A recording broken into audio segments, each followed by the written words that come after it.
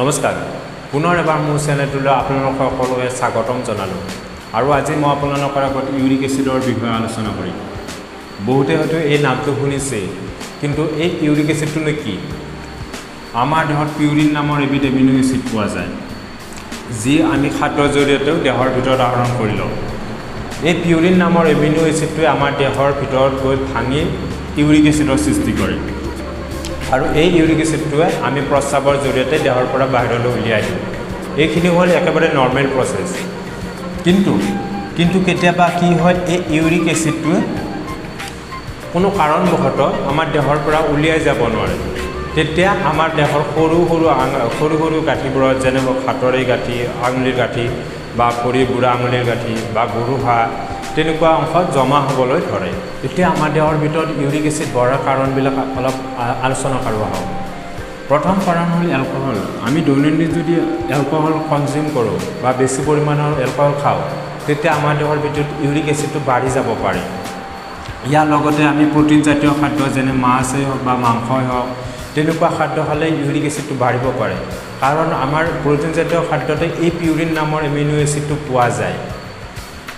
ইয়াৰ উপৰি চেনি বা চেনিযুক্ত খাদ্য বা শীতল পানীয় হওক, তেনেকুৱা খাদ্যটো খালেও আমাৰ ইউৰিক এচিডটো বাঢ়ি যাব পাৰে। লগতে ব্ৰেড, কেক বা ছডা এনেকুৱা খাদ্য আমি যদি বেছিকৈ খাওঁ, তেতিয়াও ইউৰিক এচিডটো বাঢ়ি গৈ থাকে।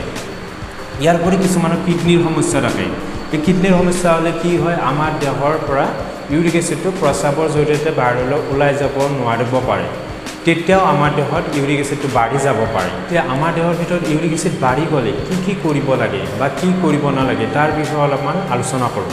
প্ৰথমে আমাৰ দেহৰ ভিতৰত যদি ইউৰিক এচিড বাঢ়ি যায়, আমি পানী খুব পৰিমাণে খাব লাগে। ইয়াৰ উপৰি আমি প্ৰচুৰ পৰিমাণে আঁহজাতীয় খাদ্য খাব লাগে। আঁহজাতীয় খাদ্য বুলি কওঁতে ফল মূল হওক বা শাক পাচলি হওক, তেনেকুৱা খাদ্যবিলাক আমি দৈনিক বহুত পৰিমাণৰ খাব লাগে। আমি যদি এলকহল বা শীতল পনীয় বা চেনিযুক্ত খাদ্য বেছিকৈ খাওঁ, সেইবোৰ আমাৰ ইউৰিক এচিড বাঢ়িলে এভইড কৰি চলিব লাগে।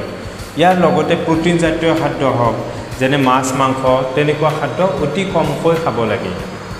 ইয়াৰ উপৰি আমাৰ যদি ওজন বাঢ়ি গৈছে, সেই ওজন যাতে বাঢ়ি নাযায়, সেইটো যাতে ওজনটো আমাৰ মেইনটেইন ৰাখে বা কমি আহে, তাৰ ওপৰত আমি গুৰুত্ব দিব লাগে। ইয়াৰ উপৰি এটা কথা আমাক বহুতেই সোধে যে ইউৰিক এচিড বাঢ়িলে গাখীৰ খাব পাৰে নে নোৱাৰি?